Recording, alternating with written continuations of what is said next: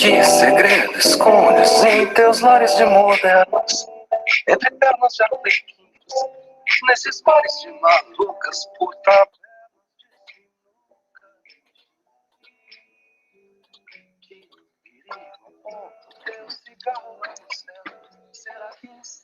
E aí, meus queridos, tudo tranquilo? Hoje é sexta-feira, eu preparei um sonzinho assim, ambiente, né? Pra gente começar a aula mais assim.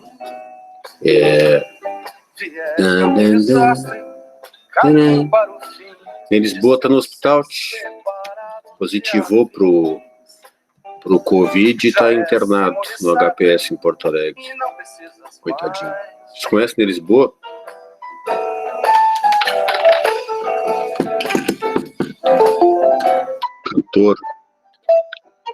Cantor muito massa. Eu acho muito massa o trabalho dele. Bueno. Deixa eu... Já vou dar presença pro Anderson aqui.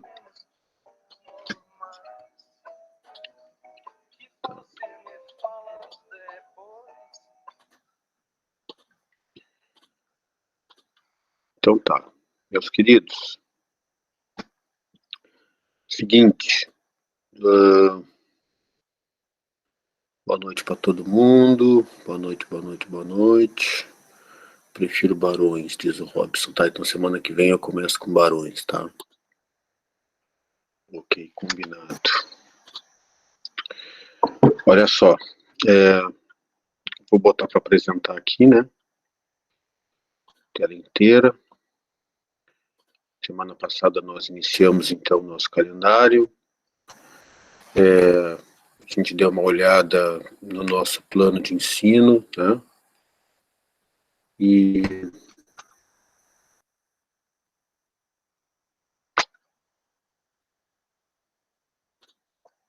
aqui. Então hoje vamos começar, né? Do embalo aí de Ney Lisboa, tranquilamente. Nosso conteúdo é coberturas, esse material já coloquei no Moodle para vocês terem acesso. Cadastrei também a nossa tarefa assíncrona, às 22, se eu não me engano, ela já vai aparecer para vocês. Vocês têm até semana que vem para me entregar. E durante essa apresentação e a aula, a gente conversa um pouquinho sobre ela, para explicar-lhe o que eu estou pedindo e tal, sem problema nenhum. Vamos lá? Tá todo mundo quieto? Tá todo mundo aí, hein? Tá todo mundo aí? Ô professor, tu sabe se tem como eu tirar a minha disciplina do semestre passado do Moodle? Porque eu entrei errado de novo, fiquei procurando o link e aí eu sempre tenho que ficar cuidando para ver se é tech, entendeu? Porque eu não terminei a disciplina, mas continua ali como se eu tivesse essa disciplina no Moodle. Não, então, eu não sei se tem como tirar, eu acho até que tem, tá? Mas a gente não sabe como fazer isso, eu não consigo fazer para ti, nem tu consegue fazer. E aí, já aproveitando o gancho, para falar o seguinte, na aula passada, a gente verificou alguns colegas que não estavam na relação de alunos no que acadêmico, né? E que também não tinham Moodle. Aqueles que... eu já ia perguntar, que eu ainda não estou matriculado. Aí aqueles que... Tinha uns que estavam no que acadêmico e não estavam no Moodle, né? E uns que estavam e outros não. Enfim, eu mandei esse e-mail para a Dadá, tá? As inconsistências relacionadas ao que acadêmico, a Dadá me disse que conseguia resolver. E eu vi que apareceu gente no que acadêmico que não estava semana passada, tá? No final da aula, eu vou dar uma repassada de novo no que acadêmico para a gente fazer a chamada. Já iniciei a chamada, mas depois do final da aula a gente termina ela. E aí a gente confirma de novo se falta alguém no que acadêmico para eu reforçar e pedir para a Dadá vasculhar lá no submundo dela e incluir. Então, no que acadêmico ela consegue incluir. No Moodle, a gente não consegue mexer, tá? Então, assim, quem não consegue acessar o Moodle, quem quer mexer em alguma disciplina, sair não sei o que, tem que fazer contato com aquele ARTS e aquele e-mail que a Dadá forneceu, que é de suporte, tá? Tecnológico. A Dadá mandou para vocês uns links de suporte. Aquele pessoal, ele está disponível, trabalhando só dando suporte para os alunos, tá? na utilização, no manuseio dessas ferramentas, tá bem? Se vocês não acharem aí o link que a Dada mandou, eu posso pedir para ela mandar de novo, tá? Eu peço por e-mail, ela me manda de novo, eu até vasculho nos meus e-mails aqui, eu posto ali, tá bem? Depois, com calma, deem uma olhada no WhatsApp de vocês, se vocês acham esses links, ela mandou. Se não acharem, me avisem que eu vou atrás e disponibilizo, tá? Mas essa galera que vai conseguir fazer isso, tá, Anderson? Se eles tiverem permissão para tal, tá bem? Bueno. Voltando à pergunta, tá tudo bem? Tá tudo bem? Passaram bem a semana? Tudo tranquilo? Hein? Tudo certo. Tranquilo. Tá bom. Então vamos lá. Preparei essa atividade, né? Porque a gente vai ver coberturas. É o nosso primeiro item, tá? É o nosso primeiro item, certo? Então, conceitos de coberturas. O que eu escrevi ali, ó? Que no fio da navalha, né? Ou seja, considerando o significado da expressão em si, né? A gente pode afirmar que cobertura, né? É um subsistema construtivo, assim como outros subsistemas que existem na construção, né? Que coroa a edificação. Ou seja, a cobertura está na cobertura, né? Faz a cobertura da edificação. Ou ainda cobre, né, e finaliza a cota superior, né, à estrutura da edificação, né. Então, esse seria o primeiro conceito, assim, que se baseia, né, no significado da expressão. Aí embaixo até eu coloquei isso para tentar me explicar um pouco, né, porque o que acontece? Cobertura, a gente tem cobertura substantivo e cobertura verbo, né.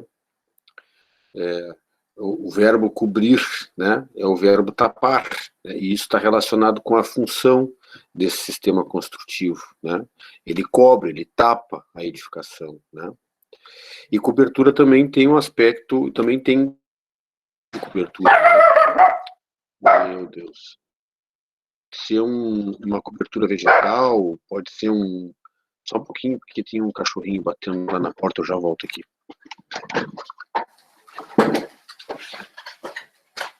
O que foi?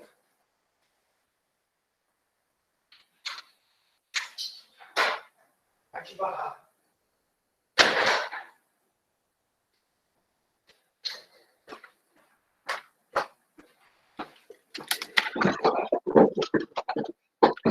Acontece, né?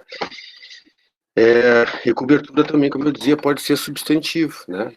Então, por exemplo, lá no sketch, vocês têm na parte que vocês colocam os hats, né? Nas superfícies tem cobertura vegetal, né? Então, grama, capim, né? É uma cobertura vegetal, né?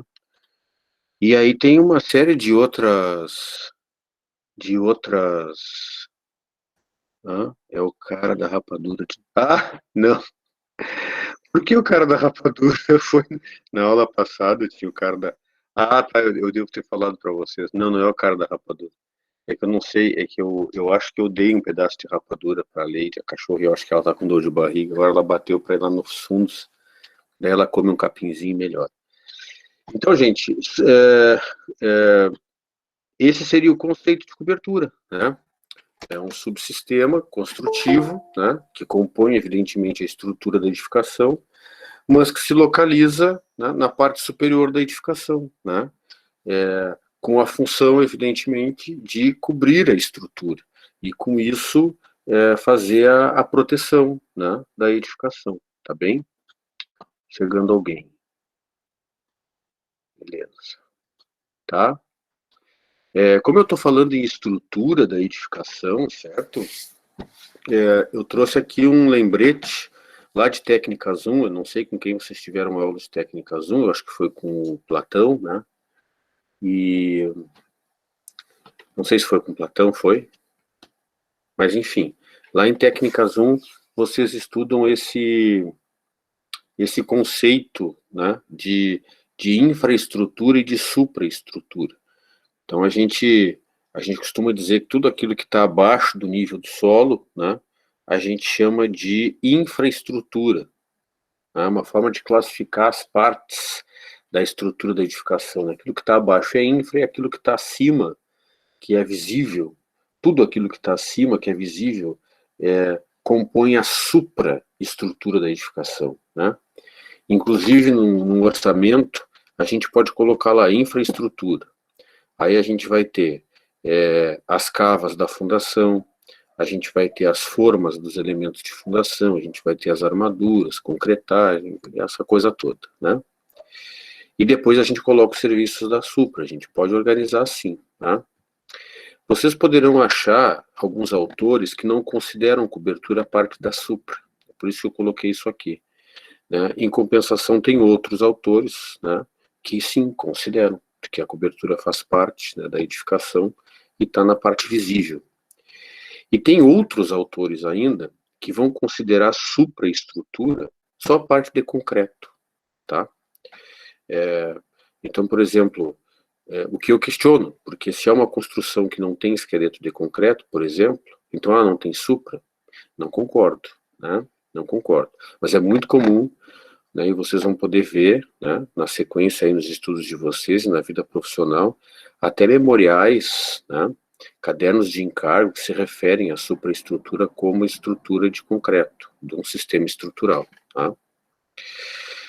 Pois bem, não, eu prefiro colocar a cobertura como parte da supra, certo? Coroamento da supraestrutura, tá bem? E tem um conceito de supraestrutura também que se refere à casca da edificação, né? Porque daí pega esqueleto de concreto, pega paredes e pega cobertura, tá? Mas não envolve instalações, nem elétricas, nem hidrossanitárias, e não envolve também revestimentos, nem esquadrias, nem pintura, né?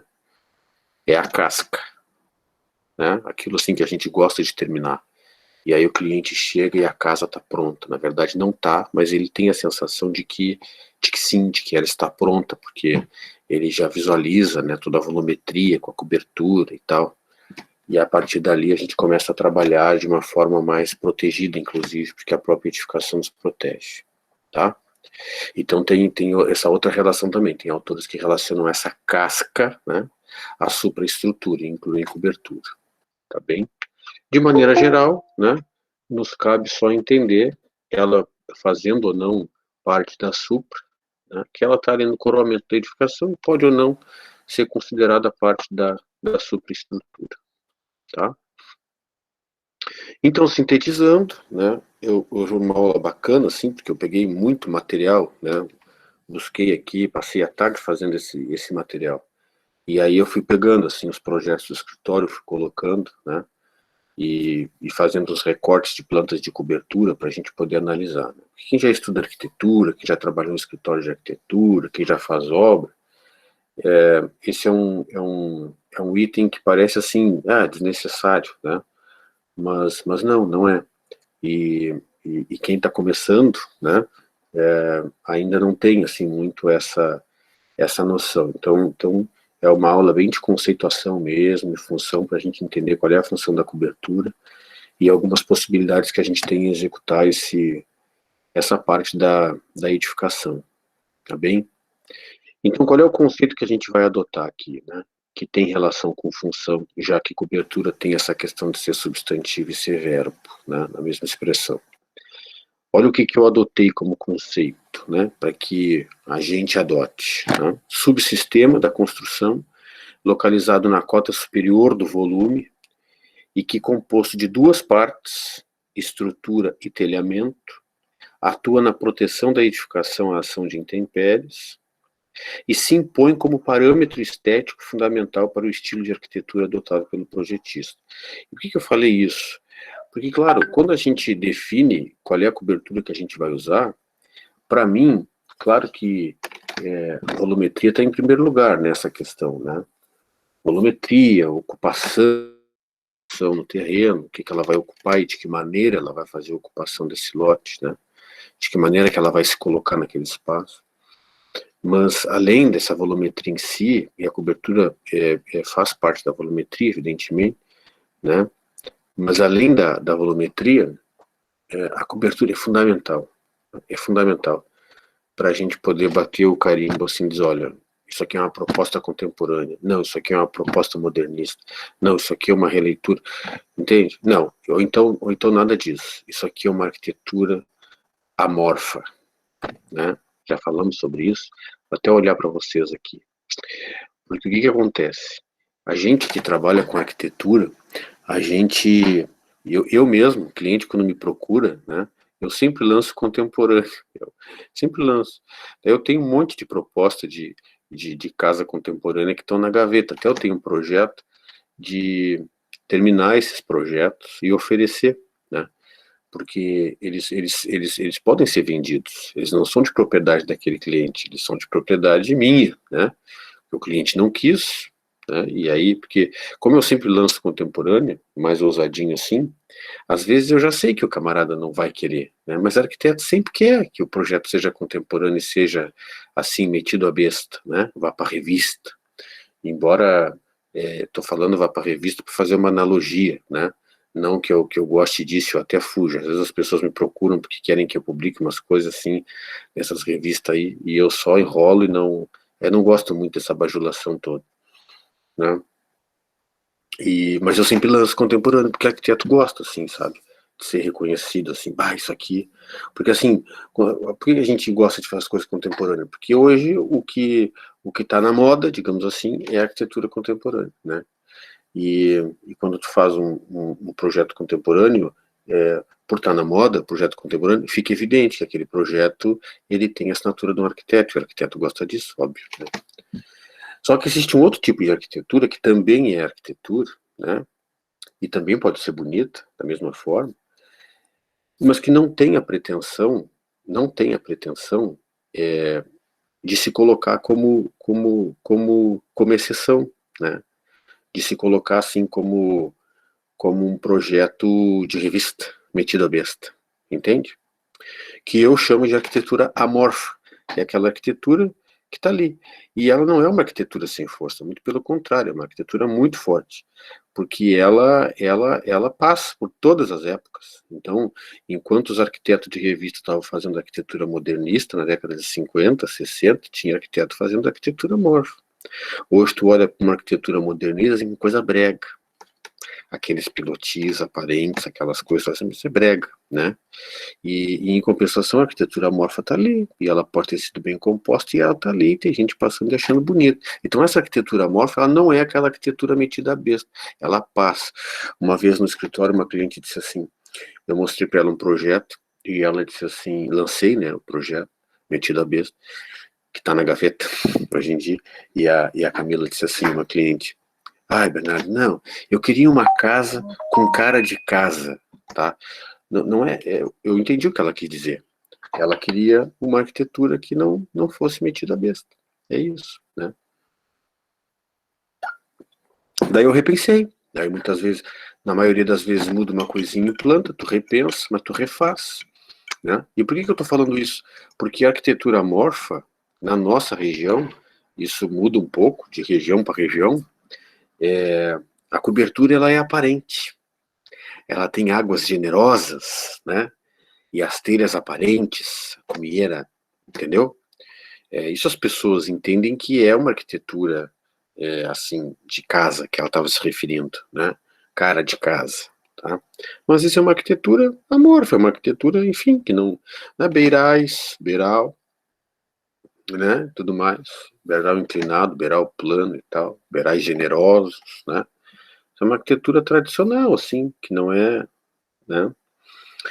Então, se a gente entende qual é o estilo que a gente vai fazer, ou alguma coisa que não tem estilo, né, que seja amorfo, a gente define, a gente começa a definir, já na cabeça da gente, como que vai ser a solução de cobertura, né? Porque a arquitetura contemporânea, eu até posso trabalhar com uma água generosa, um telhado grande, aparente, eu posso, mas eu não vou resolver todo o conjunto da cobertura da mesma forma que eu resolveria numa arquitetura que eu chamo de amorfo, entende?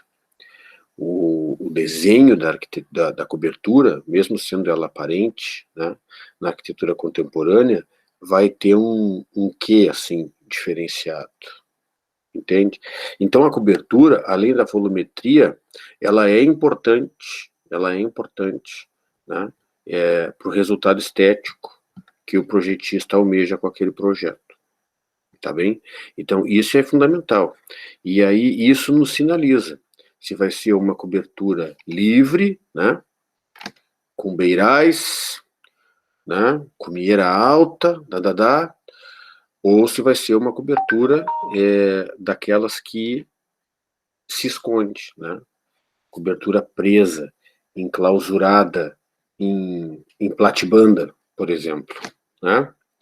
Porque a arquitetura contemporânea, posso ter alguma coisa de cobertura aparente, sem sombra de dúvidas posso, mas ela tem um apelo muito forte para volumes mais racionalizados, assim, sabe?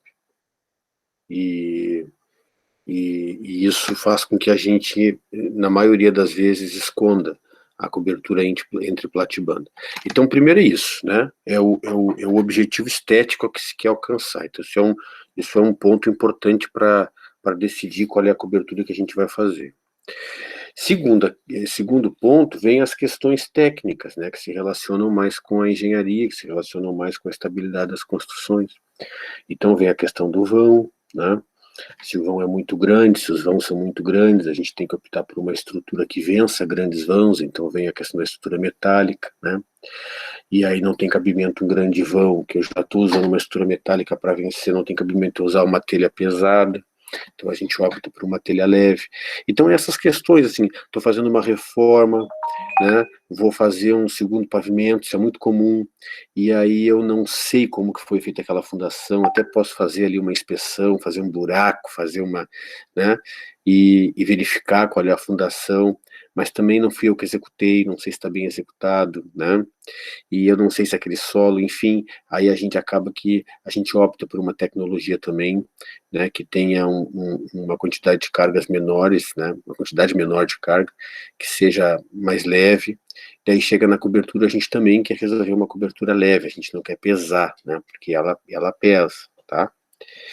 Enfim, e então tem essas questões técnicas também, né, que nos apontam para essa decisão do que fazer, tá bem?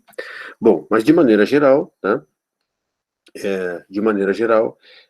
a cobertura, com todas essas decisões que se referem a questões estéticas e a questões técnicas, né, relativas à carga, elas se dividem em duas partes, né? Então, quando eu estou resolvendo uma cobertura, eu sei que eu preciso resolver a estrutura da cobertura e eu sei que eu preciso resolver a superfície em si, né, que é o plano que a gente chama de telhamento, tá?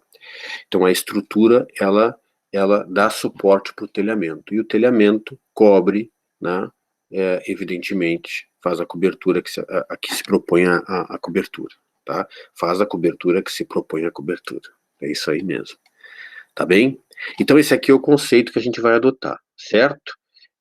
Questionamentos, xingamentos. Não? Tudo tranquilo. Tá, então vamos lá, vamos seguir, certo? Ainda não. Ainda não tem xingamento? Tá bem. Para quieto, Titi. Cadê? Aqui. Tá, o que é a estrutura da cobertura, né? Primeiro, coloquei ali. Trata-se do madeiramento ou da estrutura metálica que, dimensionada pelo projetista, serve de suporte ao plano, já falei, né? Ou aos planos, porque a cobertura ela pode ser composta por um plano só, mesmo que seja uma casa gigante, né? Posso fazer um plano só de cobertura. Tô dando aula, cara. Quer parar? Só um pouquinho, filho. Só um pouquinho. Ah, tá louco.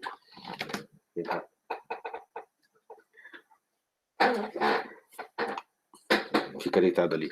Então, o que acontece, gente? Esse aqui é o Tietê. Tá, fica quieto. A cobertura ela pode ser formada por um plano só, né? Uma água, né? Cada plano da cobertura a gente chama água, né?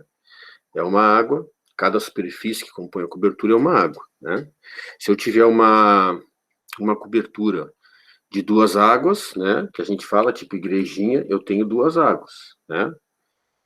Se eu tiver um plano só, eu tenho uma água, tá? E contrariando um pouco o que o pessoal chama de meia água, né? Porque é muito comum, assim, as pessoas, tipo, compram uma casa, loteamento, a primeira coisa que elas fazem é construir a meia água no fundo. Aí elas falam, não, vou construir a meia água. Aí coloca lá a churrasqueira, coloca um banheiro, né? Prepara ali a cancha para depois no pátio colocar uma piscina. Não é assim. Mas as pessoas chamam de meia água. Na meia água não existe, né? É uma cobertura com uma água só. Mas por que as pessoas, com o tempo, se habituaram a chamar de meia água? Porque o tradicional para elas era isso aqui, né? 2. Então, o meia água aí fica como se fosse uma meia cobertura, entende? Mas não. Cada plano da cobertura é uma água, certo? Eu posso ter uma cobertura com uma água só ou várias, certo? Então, estrutura. Trata-se do madeiramento ou da estrutura metálica. A gente tem outros tipos de estrutura também, tá?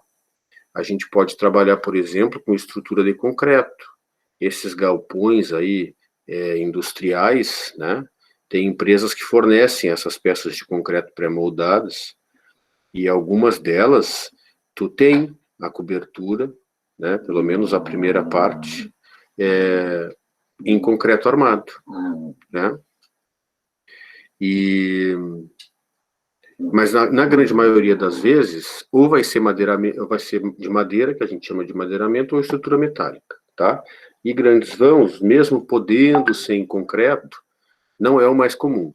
O mais comum para grandes vãos é a estrutura metálica, tá? Mas a gente também pode fazer estrutura metálica em obras residenciais sem problema nenhum, tá bem?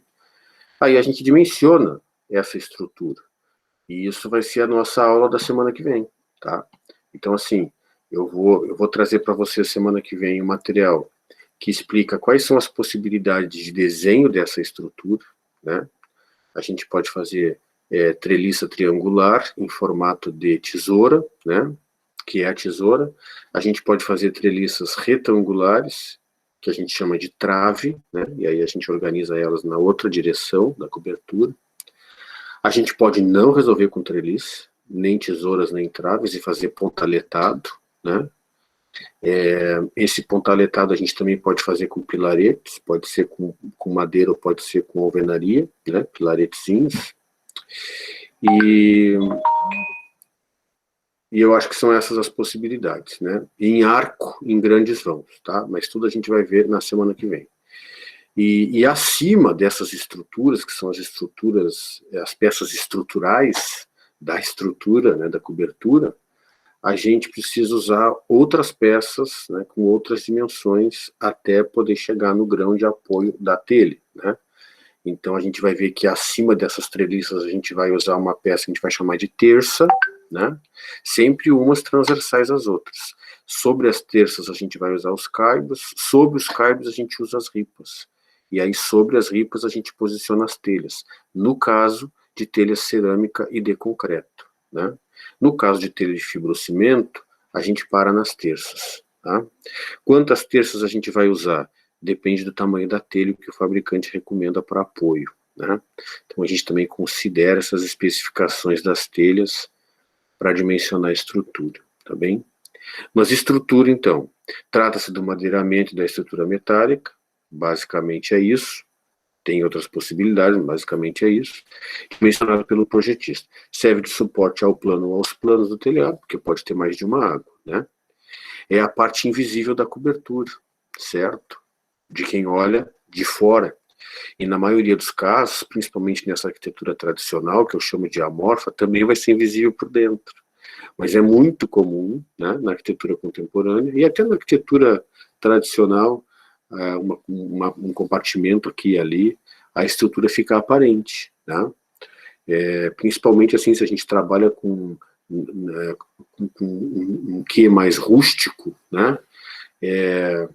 A gente, ao invés de fazer um forro plano, né, que esconda a estrutura toda do telhado, a gente sobe esse forro e coloca entre o caibro e a ripa, né? Ou entre a terça e o caibro, né? E aí deixa as outras peças à mostra, tá bem?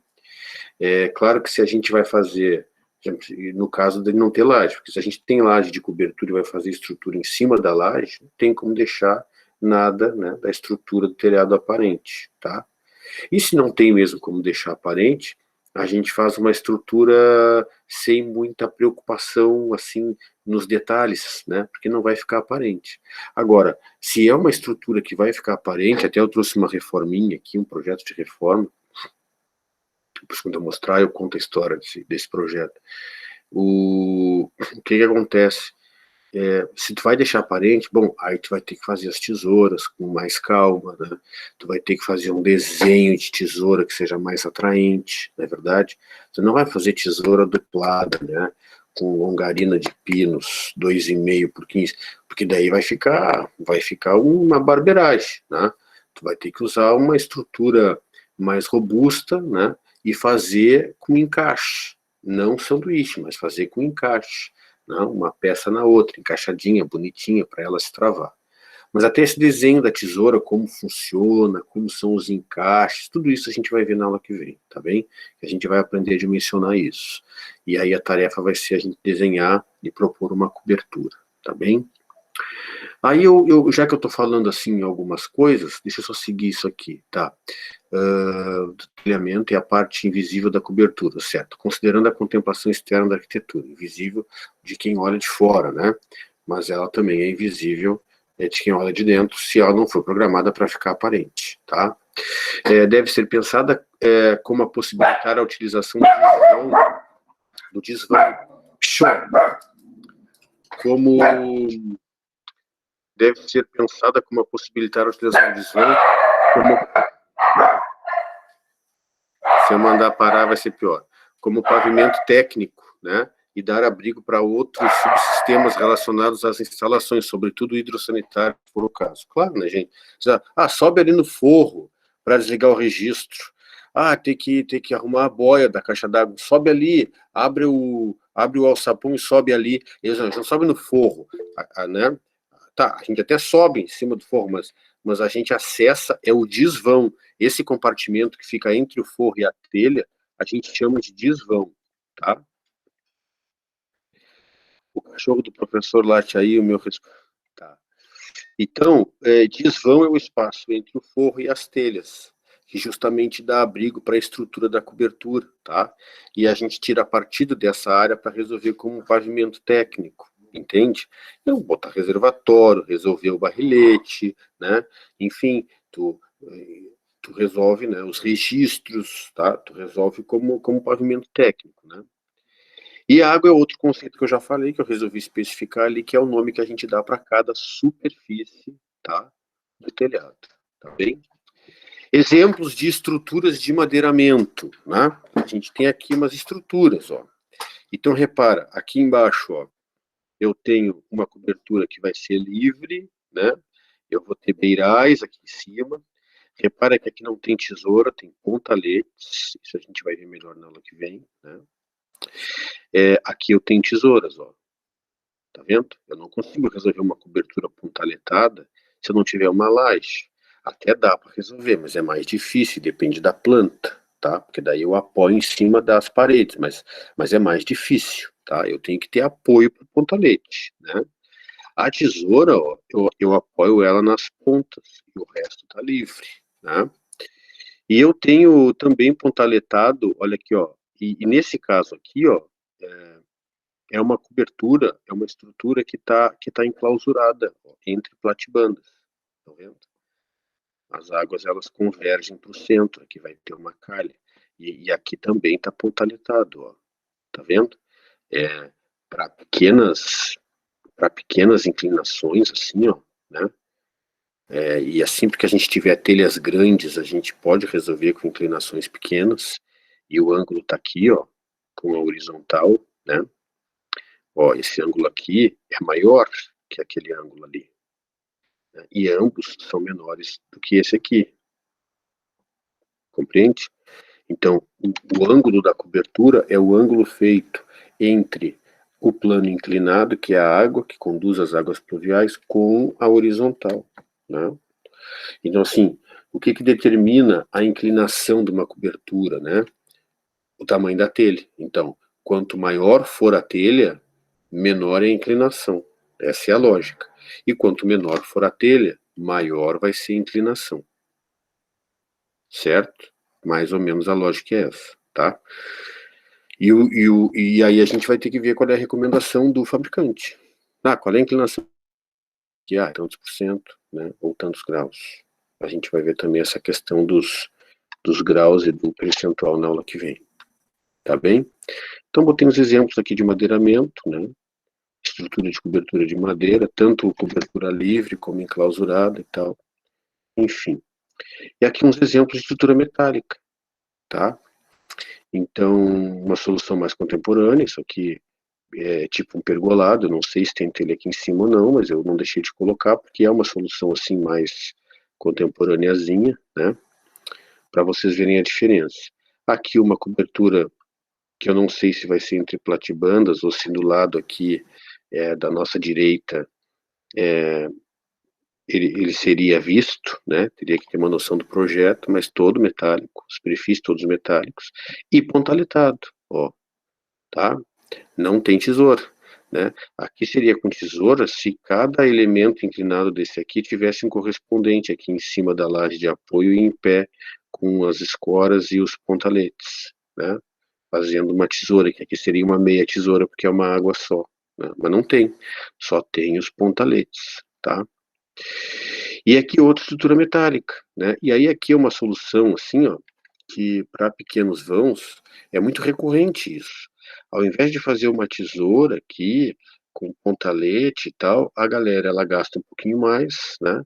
Ela trabalha um perfil, uma parede um pouco mais resistente, né? E aí vocês têm como calcular isso, né? Também. E aí só tem apoio nas pontas, né? E aí isso fica substituindo, né? Os elementos estruturais maiores, né? Que somem, que não tem, que nesse caso aqui. Aqui não tem tesoura, aqui não tem trave, aqui não tem pontalete, não tem nada, né? Mas tem estrutura metálica, né? Só os caibros e as ripas, ó, tá? Aqui não tem terça, não tem tesoura, não tem treliça, não tem nada, tá? Não se preocupem que essa nomenclatura das partes a gente vai ver melhor na aula que vem, tá bom? E alguma coisa dessa nomenclatura eu pedi que vocês pesquisassem o significado na atividade assíncrona que a gente vai ver daqui a pouco. Exemplos de telhamentos. Então, nós vimos as estruturas. Elas podem ser de madeira, né? O madeiramento. Pode ser metálica. Em caso de galpões industriais, a gente pode ver terças de concreto armado, né? Ou elementos que substituam tesoura de concreto armado, né? Que substituam tesoura, elementos de concreto armado que substituem tesoura, né? Tesoura de concreto armado nunca vi, né? Não existe. Agora a gente vai dar uma olhada nos exemplos de telhamento, né? Então aqui a gente tem uma cobertura com um telhamento de fibrocimento, tá? Essa popular telha brasilite, tá? Que é que nem geladeira, minha avó morreu chamando geladeira de Frigidaire, porque a primeira geladeira da vida dela era da marca Frigidaire, né? Não, meu avô também fala. Tem gente que chama café solúvel de Nescafé, né? É de Nescafé, eu não gosto, só tomo café passado, que é o meu caso. Eu só tomo café passado, eu não gosto de café solúvel. Mas o nome é café solúvel, aí tem de várias marcas, tem Iguaçu, tem Nescafé, mas aí tem gente que chama um café de solúvel de Nescafé, né? E que outros exemplos a gente podia dar aí, vários, né? De nomes de marca que ficam, né? Que acabam ficando. Então, hoje, qualquer telha de fibrocimento que as pessoas encontrem no mercado, as pessoas chamam de telha brasilite, né?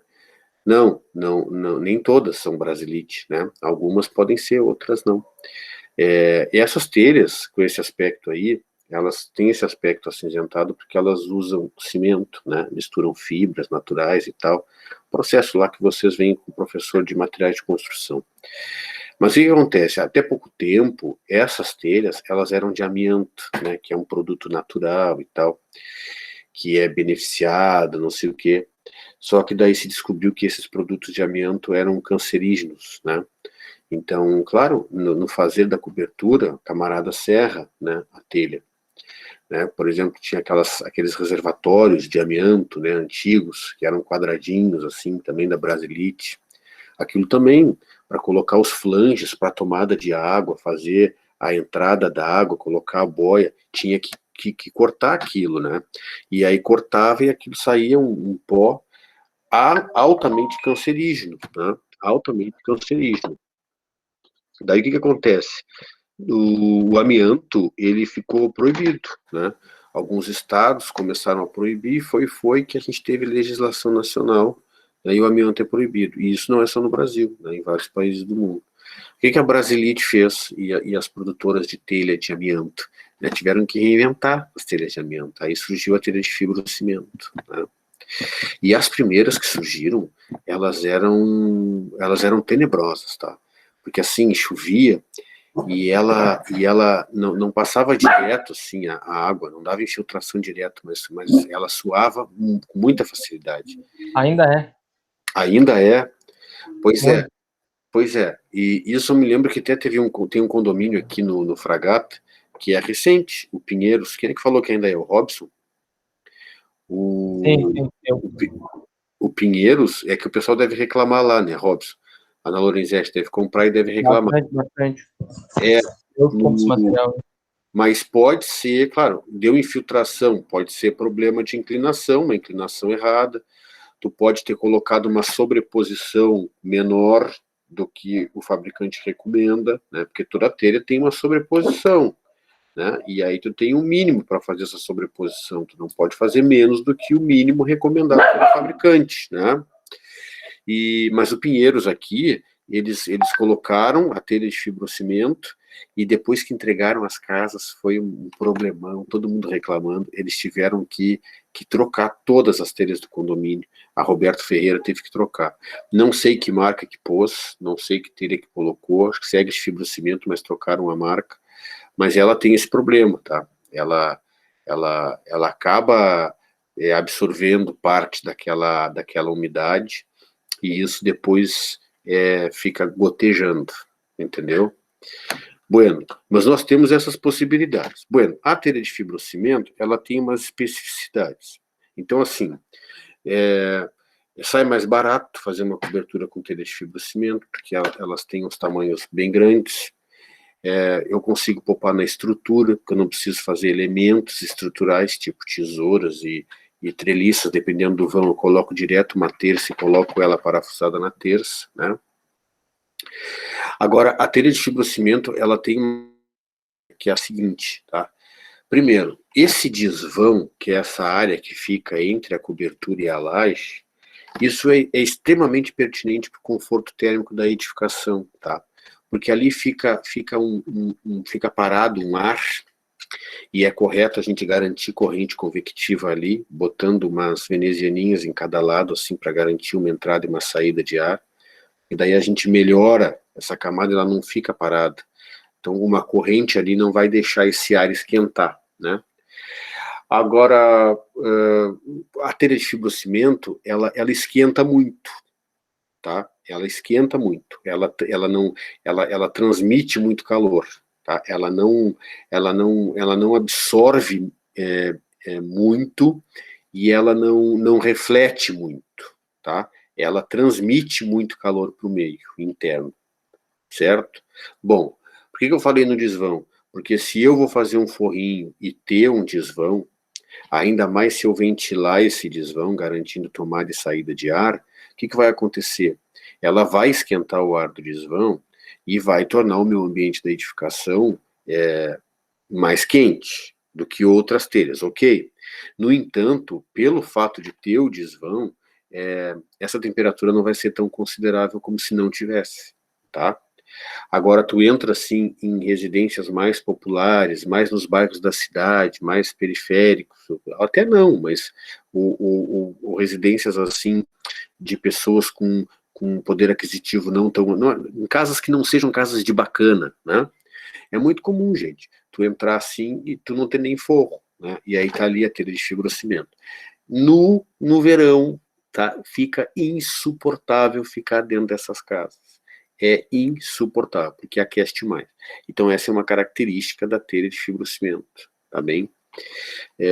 Mas ela nos possibilita não gastar tanto com os elementos da estrutura, tá? Em função dela ser grande, tá? E ser também, no conjunto, ela é mais leve do que as telhas de cerâmica e de concreto, certo? A gente pode deixar aparente, ela aceita pintura, pode pintar depois, né? Eu já cansei de ver telhados de fibrocimento pintados, né? Porque ela tem essa característica, assim, estética crua, né? Cinza. Então, tu pode pintar depois, tá? E ela é muito usada para essas coberturas que são enclausuradas, que é essa segunda fotinha aqui de baixo, né? Quando a cobertura fica escondida, né? Então, é muito recorrente tu usar a telha de fibrocimento. Com as telhas metálicas, o que tem acontecido? A telha metálica, tu desenha a cobertura, calcula a inclinação e tal, tu tem como saber o comprimento exato da telha.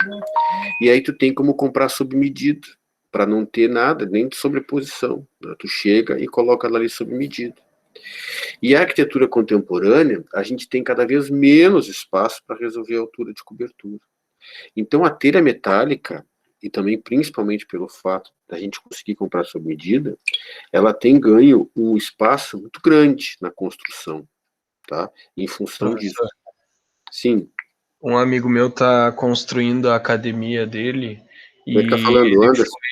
Oi? Quem é que tá falando? Oi? Quem é que tá falando, Anderson? É o Anderson. Tem E aí? um amigo meu tá construindo a academia dele e ele, aquela coisa, né, o cara que é leigo, não é da construção civil, ele foi comprar e ele não sabia que a telha vinha sobre medida. Então o cara perguntou qual era a metragem que ele precisava e ele falou que precisava cobrir um espaço de 24 por 9, não sei o que. Eles mandaram as lâminas de 9 metros de telha para ele. Ele chegou lá na casa, tinha que botar na garagem, porque até o cara instalar não tinha o que fazer. É muito grande. E era aquela, um metal em cima, um isopor, e aí ela já vem com um forrinho embaixo branco. Ela vem com acabamento, Sanduíche. Tem umas que já vem com acabamento. Eu acho meio brega, tá? Aqueles acabamentos. Eu acho que aquilo tem já a evoluir. Há pouco tempo a gente ter propostas de acabamento melhor, assim, tipo, tem um que imita madeira, mas a gente vê que não é madeira. É uma coisa bem artificial, né? O que ele botou foi um forrinho branco. Ele, não sei ou se ele é de PVC ou se ele imita o forro de PVC. Não, eu acho que ele é de PVC, mas é um PVC...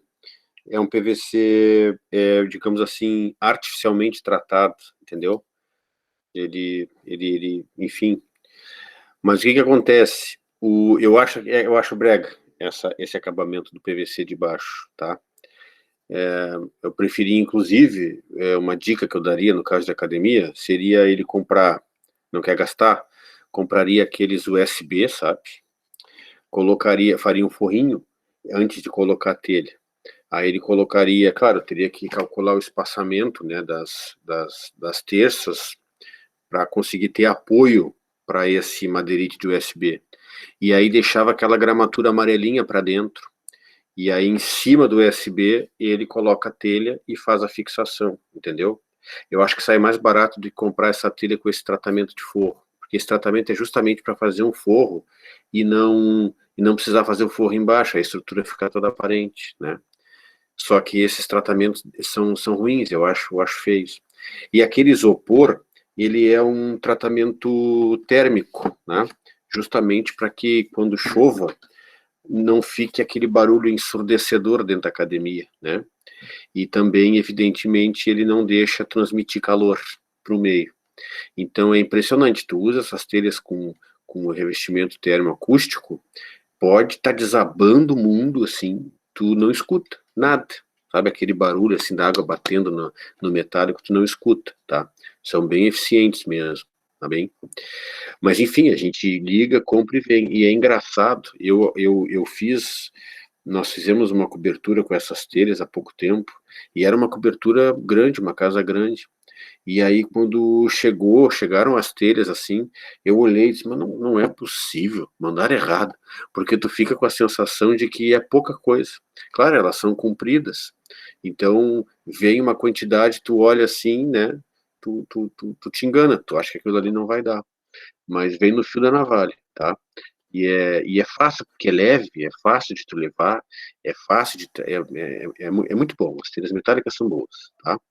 E fora também, que tu consegue dar um aspecto industrial, porque tu pode inclusive vir com essa telha na cobertura, ela pode, por exemplo, se for aparente, e aí tem os elementos que tu compra também, que nem tem no ginásio do IFE ali, que tu faz a transição da horizontal com a vertical. Então vem aquele plano da cobertura, e aí ele faz uma dobrinha assim, ó, e tu pode seguir com essa telha para fazer a tua vedação, ou um revestimento numa fachada. E aí fica com aquele aspecto industrial, entendeu? Então é bem contemporâneo isso. Eu fiz um projeto há pouco tempo, assim, mesclei. Aí o cliente, quando olhou, eu não sei se a Denise ainda estava trabalhando comigo lá no escritório, ele olhou e disse assim, bem capaz que eu vou morar numa casa de lata. Ele disse, bah, olha, preconceito, vou te contar. E ficou legal, tá? Mas enfim, é isso, tá bem? Então, as telhas de fibrocimento, cá estão, tá bem? Temos o telhamento com as telhas cerâmicas. Aqui a gente tem uma telha cerâmica cap-canal, né? E ela pode ser assim, livre, né? Aqui a gente não tem beiral, aqui tem um beiral bem pequenininho, uma calha, né? Mas os beirais eles podem ser mais generosos. Outro pode trabalhar telha cerâmica enclausurada também, não tem problema, tá? Mas geralmente na nossa região, eu já fiz projeto com telha assim com ponto alto, com mira alta e enclausurada, e propus telha francesa, e ficou bonitinho, com aspecto assim neomodernista, mais quadradinho. Eu fiz lá no Liberdade, o cara não construiu ainda, mas tem um ponto alto, com telha francesa, né, dentro da platibanda, dá para resolver. Mas na nossa região, não sei se é porque a gente tem essa coisa da zona rural, do sítio, isso é muito forte no Rio Grande do Sul, essa coisa do tradicionalismo gaúcho, do peão, né? O pessoal adora telhado de barro e adora ver a telha de barro. É uma coisa impressionante. Eu acho que dá para estudar, né, o psicológico disso. Não sei por quê. Não sei se elas dão a sensação assim de acolhimento, de proteção contra o frio. Não sei qual é que é, mas o povo adora, tá? E aí aqui já tem umas coisas que a gente já pode conversar, que é o seguinte. Primeiro, essa telha que se usou aqui embaixo, eu não sei que telha é essa, tá? Eu não deixei de colocar, porque eu queria chamar atenção para isso aqui, ó, que é um telhado escondidinho. Mas geralmente, quando a telha é cerâmica, a inclinação é alta, porque a telha é pequena. E aí eu fiquei encucado com isso aqui, ó, porque a inclinação ela não é alta, ela é uma inclinação pequena. Me parece que a telha é cerâmica. E tem uns elementos aqui, ó, que parecem calhas. Eu não sei o que é isso, tá? Mas eu não deixei de colocar, porque eu queria era mostrar isso aqui. Já vi telhados com platibanda e telhas cerâmicas, mas com pontos altos, né? E aí ele aparece mesmo. Se não for para aparecer, como essa solução aqui, eu não vejo motivo, razão e circunstância para fazer cerâmico, porque tu vai gastar mais, tanto na estrutura quanto na na aquisição das telhas, tá? Então faz fibrocimento ou usa metálico, entenderam? Mas, enfim, não deixei de colocar, tá? Não sei que é essa aqui, ela é bem diferente, assim, de todas que eu já trabalhei. A gente tem no mercado também telhas de concreto. Eu sou apaixonado por essa solução aqui, ó, que é a telhinha, acho uma graça essa telha plana, tá? Mas também tem ondulada, né? Tem uma que imita que é cap-canal também, né? Que nem aqui cerâmica, só que é de concreto. Elas são mega pesadas, né? Mas elas são... Eu gosto muito do aspecto da telha de concreto. Assim, quando ela é crua e planinha, assim, tá? Porque a ondulada, esteticamente, eu não vejo diferença da cerâmica, tá? Só que ela é crua, né? Ela não é esmaltada. Porque a cerâmica a gente tem duas possibilidades. Tu pode trabalhar com ela crua, ou trabalhar com ela brilhosa, esmaltada, né? Eu me lembro quando eu estudei edificações, a gente podia comprar a não esmaltada e a esmaltada. E a esmaltada, ela era um processo para para colocar esmalte, que era tipo uma pintura depois da telha pronta. Não dava 2 anos, a telha estava toda descascando. Aí a indústria se aprimorou, né, e passou a fazer esse esmalte dentro do processo de cozimento da telha, né? Então agora essa telha ela não descasca mais, entendeu? Tu compra esmaltada brilhosa, ela te dura, eu acho que ela não descasca nunca. Não tem informações de que ela esteja descascando, entendeu? Mas ainda existe essa aqui que é a crua, que não tem esmalte. Então, assim, se tu quer um aspecto mais rústico, né?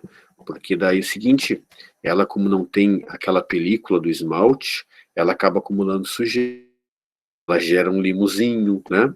E ela acaba ficando manchada. Então a casa vai ficando com aquele aspecto assim, né? Com aquela pátina do tempo, sabe? Agora, se tu é cri-cri, gosta do telhado sempre limpinho e tal, aí tu bota esmalte. Porque se fica um tempo sem chover e acumular sujeira, tu vai com lava-jato, né? E tu limpa ela rapidinho, tá bem? Aqui as telhas de concreto e aqui a gente tem as metálicas. As metálicas a gente fica com esse aspecto aqui, né? Ela pode ser metálica sem acabamento nenhum, ela pode ser pintada, né? Essa pintura aqui, quando se fornece é uma pintura que também é um processo a quente que eles fazem, então ela não descasca depois. A gente tem aqui em Pelotas uma indústria que faz esse tipo de pintura em qualquer coisa, que é a Jetpox, que fica lá na Fernando Osório, né? Tu leva lá qualquer coisa, aro de carro, eles têm a tabela lá que vão te cobrar, e aí eles botam lá o aro e fazem a pintura quente, né? E aí isso deixa a pintura muito mais resistente, tá? E ela não descasca.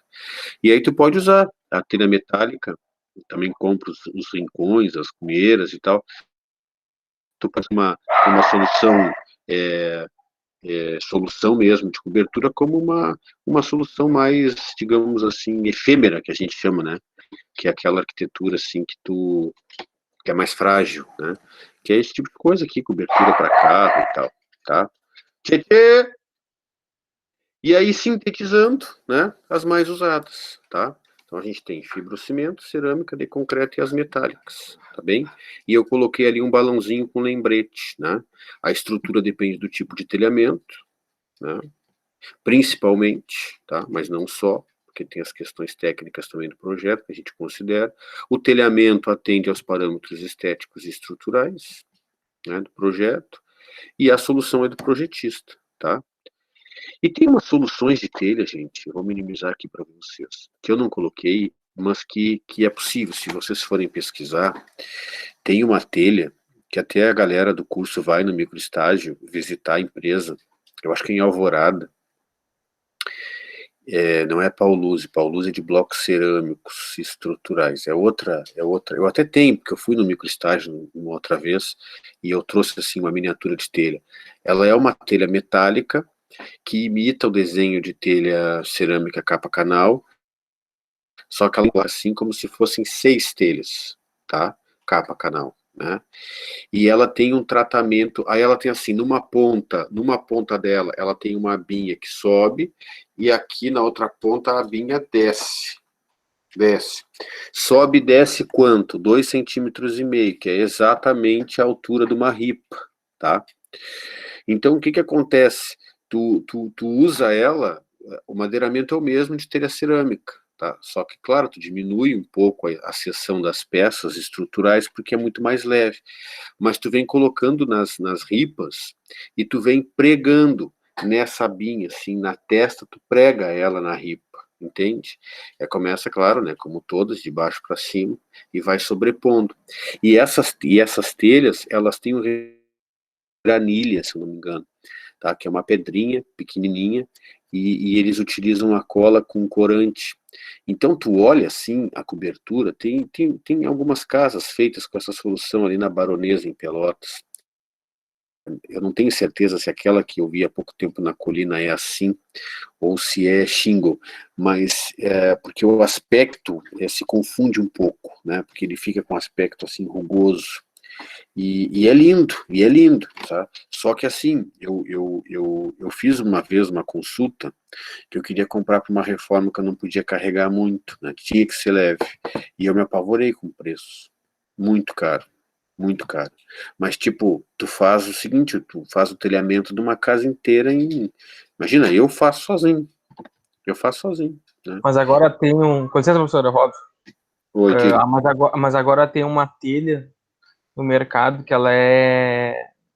Ela não é plástico, ela é um material muito leve, Ah, que ela é da cor de cerâmica, até a gente está cotando ali para aquele prédio da frente da prefeitura ali, para que é um fazer. material tipo um plástico? Tipo um plástico. A gente está Sei. até cotando para aquele prédio ali na frente da prefeitura, sabe? Que eles vão começar a reformar. E como é que é a instalação? Ela é pregadinha? Ela vem com os orifícios para botar um parafusinho? Como é que... Isso, ela já vem um parafuso ali, já é só Ah, tá. colocar o parafuso, já vem até com a cava já. O que Ah, acontece? Ele consegue, por ser leve, tu não precisa às vezes mexer na estrutura do telhado mesmo com a telha em cima. ah, tá. Porque ela pode botar sobrepor a telha que já tem. É bem interessante. Tá. E não é caro. Além dessa aí que o Robson está se referindo, a gente tem também telha de vidro, tá? O mesmo tamanho das telhas cerâmicas que a gente pode botar, né? Não em toda a casa, mas cobrir alguma área externa, fazer algum pergolado, alguma coisa. Eu vi que inventaram também a telha com placa fotovoltaica, né? Que eu acho que é essa aí que o Anderson está falando, porque ela tem na própria telha, ela já tem a plaquinha para gerar energia, né?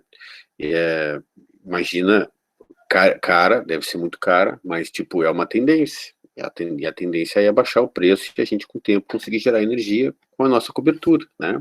A Eternit tem esse material aí também. Ah, tá. E tem também a telha Shingle, tá? A Shingle é a marca da telha, se não me engano, é norte-americana, que é uma telha asfáltica, né? Porque ela é uma capa de asfalto. Se tu apertar assim a capa da Shingle, ela lembra muito uma manta asfáltica que a gente usa para impermeabilizar. Só que, claro, ela tem o formato das telhas e o acabamento na parte de cima, né? Mas aí como é que funciona? Tu faz todo o teu madeiramento, né? E aí eu não coloquei a telha asfáltica aqui, mas são casos especiais, assim, eu coloquei as mais usadas, né? Mas para vocês saberem, então tu faz a estrutura de madeira da cobertura, né? Inclusive os caibros, só que os caibros tu dá um espaçamento de modo a dar apoio para os madeirites nas extremidades e no meio, né? 2 apoios no meio. E aí tu prega os madeirites, né? E antes de começar a botar o teu telhamento, tu forra toda a tua estrutura do teu madeiramento com os madeirites, esse USB. Cuida para dar um espaçamento pequenininho de junta, para ele não estourar, né? E depois de forrar tudo e pregar os madeirites em tudo, sobe, vão te alcançando o madeirite, o carpinteiro vai botando, vai cortando, vai fazendo desenho, vai pregando, vai botando, né? O que acontece? Tu vem com as lâminas, tu vem com as mantas de impermeabilização, forra com as mantas de impermeabilização, grampeando as mantas com grampeador, né? Professor, Oi. tu me permite mostrar um slide aqui que eu tenho foto exatamente do que tu tá falando. Eu não sei como é que eu libero para te mostrar, entendeu? Eu não sei como é que eu libero. Tu consegue apresentar aí? Eu acho que não, né? Só eu Eu aqui. acho que se tu parar a tua, eu consigo. Tá, então deixa eu terminar isso aqui, daí tu mostra na sequência, pode Não, ser? tranquilo. Tá. E aí tem a shingle, que é essa metálica, que tem um acabamento. E tem vários desenhos, né? E aí a shingle tu vai sobrepondo, e aí tu tem a parte que na sobreposição tu grampeia, e a outra parte ela fica só apoiada. E aí com o tempo o que acontecia? Ventava na nossa região, o ponto do telhado ele pode ser alto, mas o alto aqui não é uma altura de uma área que tenha neve, por exemplo. E aí o vento dava assim na superfície do telhado, levantava assim aquela lâmina das telhas shingle, né? Daí o que fizeram? Ela vem com uma fita adesiva nessa parte embaixo, aí tu grampeia a parte que vai ser sobreposta, tira a fita adesiva e cola a parte de baixo. E tem similar da telha shingle brasileira, tá? quem fornece é a Placo, tem uma loja da Placo ali eu não sei se tem no Lorenzetti ou Robson, eu sei que tem a similar da Shingle, em lojas que vendem gesso acartonado, coisas da Placo, que é uma fábrica nacional de gesso acartonado, drywall, vendem placa de gesso acartonado e vendem perfis, vão vender também essas telhas similares da Shingle, tá? Então, mais ou menos aqui eu coloquei assim essas, mas me lembra, Anderson, de tu poder falar nos mostrar o Shingle aí, tá? Bom, de maneira geral, independente do tipo de telha e do tipo de estrutura, a cobertura pode ser pensada de forma livre, com beiral e estética mais tradicional. Isso aqui só estou sintetizando o que eu já falei para vocês, né? Ou de forma enclausurada, que é quando ela fica presa por platibandas, com um resultado estético mais racionalista, moderno, contemporâneo. Isso impacta, evidentemente, na representação gráfica e no dimensionamento, que são os conteúdos das próximas aulas, né? Além, no entanto, da gente precisar conhecer a nomenclatura relacionada, tá? E aí, isso é a nossa atividade assíncrona, que está disponível no Moodle a partir das 22 horas, tá? Um exercíciozinho babaquinha, porque eu sou gente boa, né? Não sou um professor que fica pedindo teses na sexta-feira, porque, claro, vocês não me xingam pelo barulho dos meus cachorrinhos. Então, uma forma de retribuir é fazer uns exercícios assim leves na sexta-feira. Então, simples, é só buscar o significado e explicar o que é cada coisa e me enviar pelo Moodle, tá?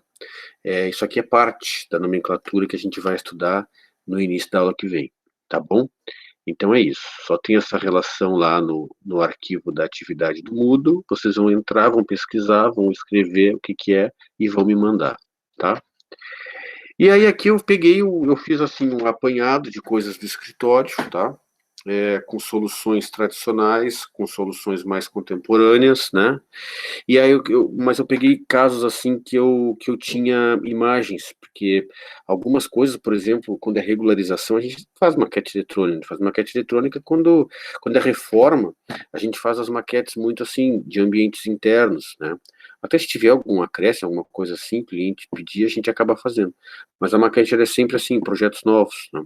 Então eu recortei o que é a planta de localização, para vocês se familiarizarem com essa planta, né? E coloquei umas imagens dos 3D do lado, tá? Que é para vocês relacionarem, tá? Então, essa casa, ela tem 2 pavimentos, ela foi feita lá no Recanto de Portugal, né? A cliente quis aquela bio window ali na frente, eu acho que a Denise conheceu essa obra aí, foi com a Virgínia e com quem mais? Com a Silvana? Ou não? Acho que foi, né? Não, só com a Virgínia. Não eram 3 pessoas? Não, era só nós duas. Ah, a Silvana reclamou que ficou no escritório, não foi. Lembrei agora. Tá, então é o seguinte, essa era uma casa que ocupou toda a largura do terreno, lateral a lateral, né? E aí, repara, quantas águas tem a cobertura dessa casa? Quem é que me diz?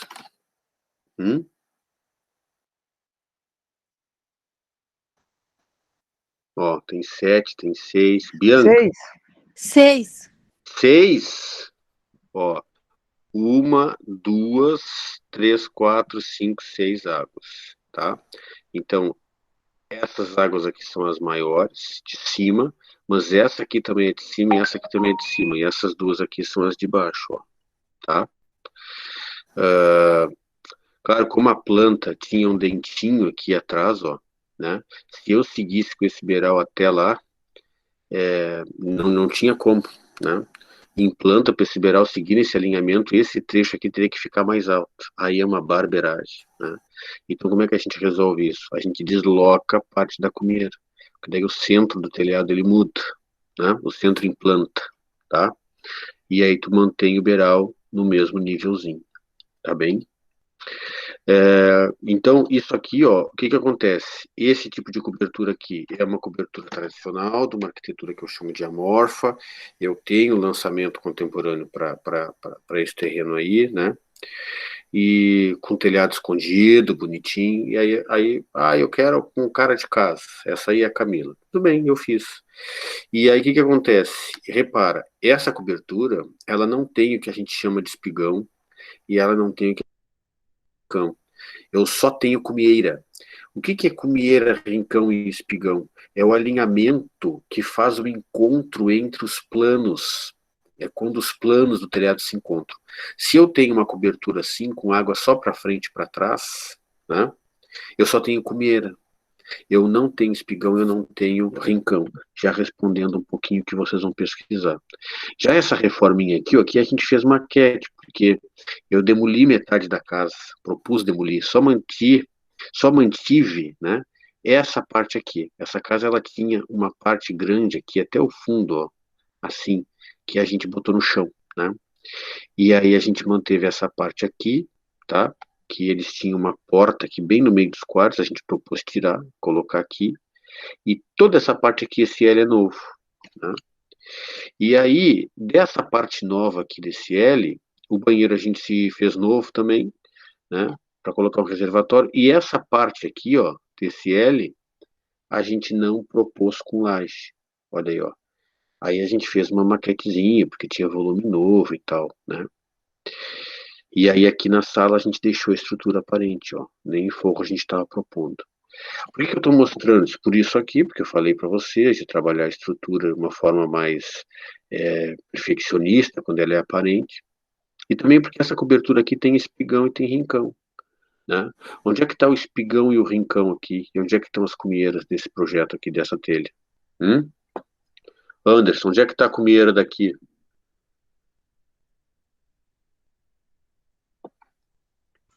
Oi, eu tava sem fone. Eu não sei como apontar pra ti, professor. Tá? Eu tô aqui com o mouse, ó. Ah, Me diz, pra direita, é o risquinho reto ali. esse aqui é a cumieira? É, provavelmente. Onde é que está a outra? Eu não lembro o rincão e o espigão, qual é o pra cima e qual é pra baixo. Então, esse aqui é o espigão, né? Porque a água, ela bate aqui, ó, ela não corre para a linha inclinada, ó, não corre para o espigão, ela corre para a superfície do telhado. Já esse aqui é um rincão. Por quê? Porque eu tenho que botar calha, porque a água está correndo para cá, ó. E aí, se eu não botar calha aqui, eu não vou conseguir jogar essa água para fora. Então, rincão é onde precisa de calha. E espigão é onde precisa colocar o mesmo acabamento da cumieira, só que é um alinhamento inclinado, tá bem? O espigão é como se fosse uma cumieira inclinada. Ó. Aqui, ó, a gente tem um espigão, tá vendo? Lá, ó, a gente tem uma cumieira. Cumieira é reto e espigão é inclinado. Espigão é como se fosse uma cumieira inclinada, tá? E rincão é quando tem que ter calha. Tá bem? Já adiantando umas coisas para vocês. Esse projeto aqui é um projeto de reforma também, mas é uma reforma bem grande. A gente só manteve as paredezinhas da casinha ali no térreo, na casa de Carvalho, ali no Fragata, né? O cliente já tinha iniciado uma burra de uma edícula aqui no fundo, olha o tamanho disso aqui, né? E aí foi um sacrifício aqui para não ultrapassar os 70% de taxa de ocupação, né? Mas aqui na cobertura eu mesclei uma coisa mais tradicional com uma aguinha envelopada ali, tá? Criei aqui uma esquadria para ressaltar aqui o pé direito duplo, né? E fiz um acesso lateral. Essa parede de baixo que a gente aproveitou do terra, as paredes de fora, ela vinha aqui e fazia aquilo. A gente tirou um dente ali para fazer um raulzinho, tá bem? Mas a gente mesclou uma cobertura enclausurada que aparece, ó, ali em cima do reservatório entre platibandas, tá vendo?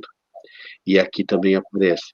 Depois, na execução, a gente resolveu levar a platibanda até lá, ó. E aí tudo isso aqui está enclausurado. E em cima dos quartos é que ela aparece, assim, tá? Se vocês olharem ali da Coca-Cola, vocês conseguem ver esse telhadão amarelo ali, porque fica antes do prédio do seu TIM, tá? E aí tem os elementos aqui, né, da planta de cobertura, para vocês já irem se familiarizando, né? Eu tenho que cotar, eu tenho que indicar qual é o sentido das águas, né? Eu tenho que dizer qual é o tipo de telha. Tem gente que bota aqui, ó, embaixo do triângulo. Eu gosto de botar uma linha de chamada e informar, né? Tu tem que, planta de cobertura, a gente coloca todo o terreno, a gente coloca Tem um microfone aberto aí, eu acho que é do Anderson, Ah, ou desculpa. do Robson. E aí a gente faz a projeção dos reservatórios, aparece as chaminés, e a gente também, se for um loteamento da cidade com os gabaritos de via bem definidos, a gente tem que fazer o projeto do passeio, especificando a inclinação, especificando os eixos de piso tátil, tudo isso a gente tem que fazer, tá? Indicação do norte na planta de cobertura fundamental, além de tu identificar a planta e a escala, né? Esse material vai ficar disponível para vocês. Essa graficação aqui está um pouquinho diferente, porque quem fez foi um estagiário que eu fiz com o CTB dele, né? Ele era teimoso e não usava o meu CTB, tá bem? Então, ó, dá para ver que está diferente, né? Então, o triângulo dele era diferente, mas não adiantava dizer para usar o meu, e a gente brigava muito por causa disso, né? Que coisa. Detesto isso, mas tudo bem. Dá para ver aqui, ó, uma água para frente, outra para trás em cima, o telhado da torre do reservatório enclausurado, tá? Aqui ainda tem telhado em cima, ó, só que ele é um pouquinho mais baixo, parece ali a pontinha dele, né? Ó. E aí o telhado aqui em cima da cobertura e na frente em cima do lavabinho, tá? Para vocês irem se familiarizando. Aqui eu acho que eu tapei a indicação do norte, eu cortei ela, cortei também a calçada, cortei algumas coisas para caber aqui, mas tudo isso tem que ter, tá? Isso aqui é um projetinho lá no cassino, né? Ó, mais quadradinho, tu não vê cobertura aqui, né? No volume de cima, nos volumes de cima, ela tá aqui, ó, tá? No volume lá do reservatório enclausurada, depois embaixo enclausurada, e aqui, em cima desse volume intermediário aqui, é um terracinho, tá bem? Mas tudo fechadinho, fica com outra estética, fica com outra cara, né? Esse aqui é um projeto que eu acho que a Denise visitou, né, naquele dia. Embaixo é o mercado, em cima uma residência, né? E eles mudaram o projeto na maior cara de pau, né? Eu tinha colocado essas abas de concreto, tinha colocado umas clarabóias, tanto na frente como no fundo, e eles mudaram. Essa solução aqui, ela não tá assim, né? Simplesmente o cara que construiu chegou lá com as treliças, e aqui eu tô com a calha no meio, ó. Ele chegou com uma treliça, então aqui eu teria que fazer duas treliças, né, em meia tesoura, uma caindo para cá e outra de lá para cá. Ele chegou com uma só triangular inteira, e socou ele ali, e aí tchau para ti, boa noite, né? Claro que ele articulou isso e explicou para o cliente, mas vai saber o que ele falou para o cliente, né? A gente passa por esse tipo de situação, tá? Mas então, repete calçada, repete as cotas, indicação do norte, indica qual é o tipo de telha, né? Quando não tem cobertura, tem que fazer um X para mostrar que é tipo uma caída, se tem vidro de clarabóia, indica, né? Muito bem. E aí a gente conclui, tá? Recapitulando, então, o que nós aprendemos hoje, tá? A conceituar coberturas e a identificar suas partes, que é estrutura e telhamento, né? A gente já sabe que as especificações da estrutura da cobertura dependem do tipo de telha, né, e do desenho geral da cobertura, tá, que tem a ver com as nossas ambições estéticas, tá? O tipo de telha depende das possibilidades de carga possíveis e estética geral que se deseja com o projeto de arquitetura. E também a gente sabe que, em função do estilo de arquitetura com o qual se deseja trabalhar, a cobertura ela pode ser tradicional, cuberal, e aí eu falo cobertura livre, né? Ou ela é presa, escondida pelas platibandas, certo? E aí eu chamo a atenção aqui para fazer atividade assíncrona, que já vai estar disponível para vocês agora depois das 22, tá? Eu vou seguir esse material depois, né? A gente vai vendo cobertura e eu vou seguir slide 22, 23, 24, que nem eu fiz com alvenaria semestre passado na PNP. E aí vocês ficam com a memória de todo esse item, tá? Depois guardadinho. Muito bem, eu vou desapresentar aqui. Vê se tu consegue apresentar Xingu aí, Anderson. Será que tu Oi, vai conseguir? não é da Xingu, eu tenho uma apresentação da trilha da Tesla. Ah, tá. Vê se tu consegue Eu apresentar vou aí. te mostrar de curiosidade. Quando você estiver. Ah, eu não sabia que vocês conseguiam apresentar. Mas que bom isso. É, Tu sabe- na arquitetura, pelo menos, a gente seguido tem que mostrar nossas coisas no computador, então no Google Meet é mais Ah, fácil. mas isto é uma coisa muito importante. Eu vou programar a atividade assim. Até não sei se atividade assim. Não. Agora a turma vai me adorar, professor, obrigado. Ah, não, a da semana que vem eu não vou pedir para apresentar, mas eu acho que, de repente, no lugar da prova, no final, que tem um peso maior, a gente pode fazer alguma coisa assim de trabalho e vocês apresentam. Porque assim, na APNP semestre passado, tu imagina o trabalho para apresentar com uma turma de integrada, eu não sabia que podia fazer isso. Bah, tá louco, foi um sacrifício, né? Mas assim, se pode, beleza. Tá, manda aí, vamos ver a Tesla. Ah, bom, aqui uma explicação que dá para ver o meu mouse? Dá. Essa daqui é um dos primeiros modelos que a Tesla lançou, que ela imita uma telha colonial e tinha a placa em cima. Aí depois eles lançaram essa mais reta, ela é uma telha de uma espécie de vidro, mas não é vidro, não lembro direito o material. Sim, ó, tem Aí, a estética de telha plana. sim, e esses aqui são os 4 modelos que eles têm para vender atualmente. Aí a gente tinha feito uma explicação, ó, tu tem o teu telhado velho, eles arrancam tudo e colocam aquela placa de OBS que tu estava falando. Então, em cima USB. do madeiramento antigo, vai todas as placas de OBS. Depois USB. eles têm uma parceria com essa Firestone, que é a empresa das mantas asfálticas. Então, Sim. todos os telhados deles já vêm com...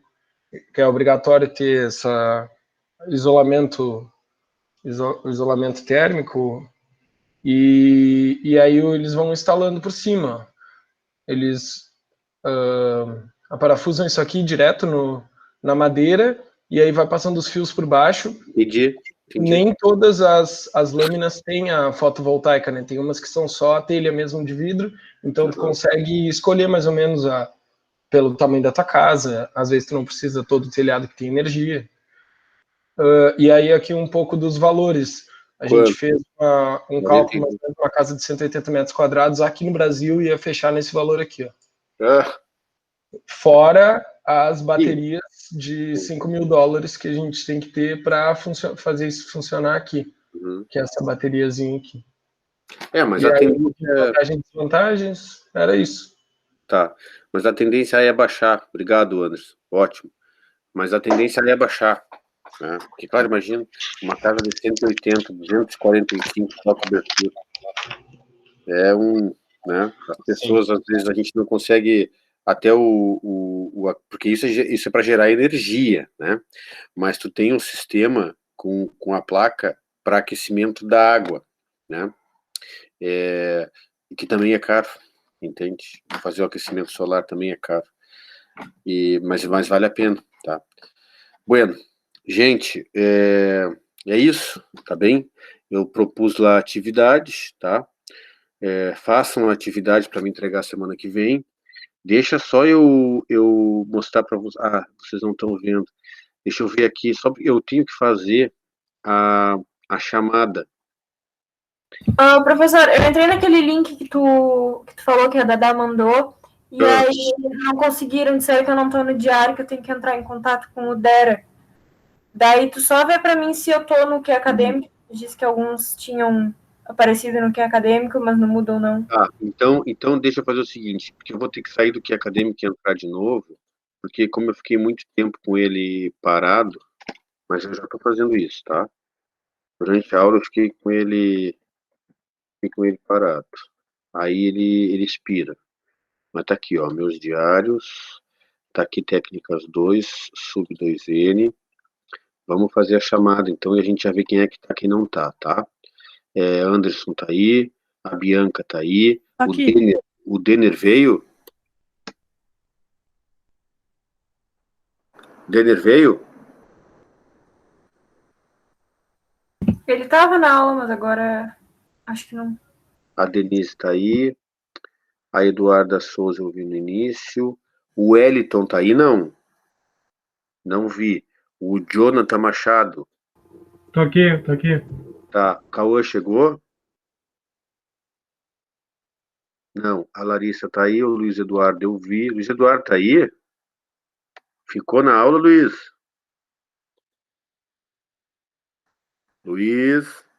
Ele botou no chat, professor, que tá aqui. Ah, ótimo, beleza. O Rafael Guilherme tá aí? O Rafael Dumer eu vi. A Aqui? Rafaela. Tá, o Rafael Dumer eu sei. A Rafaela tá aí, não? Robson, tava aí. Rosita, Cadê? não vi a Rosita. Victória, também não liberei a Victória.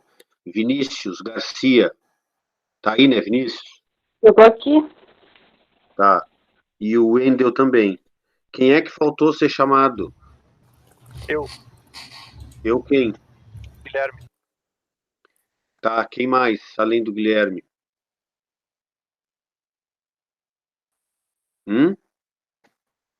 Além do Guilherme, ninguém?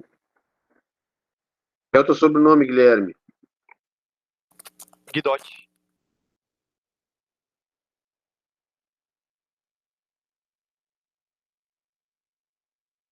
Tá.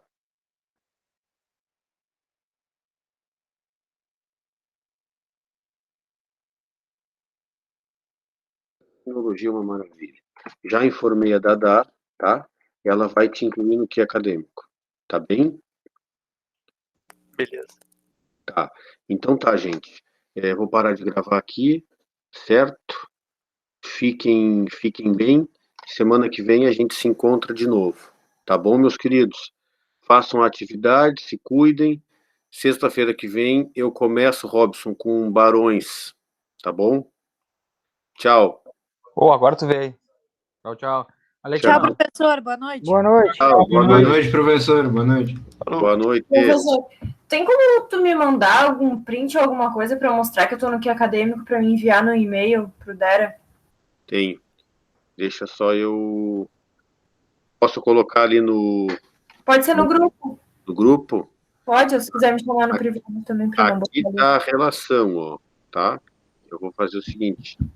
Relação. Se eu fizer um print screen, vai direto no grupo? Eu acho que se tu tirar o print screen e